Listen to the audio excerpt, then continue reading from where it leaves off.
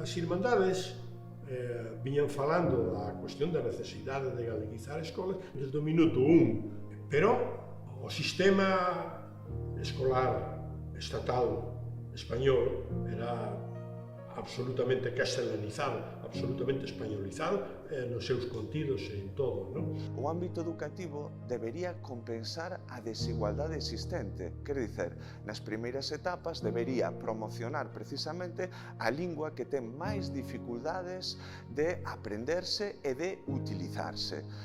Nós, como militantes da lingua, pois sabíamos que había cousas que eran imprescindíveis para que unha lingua pudese sobreviver.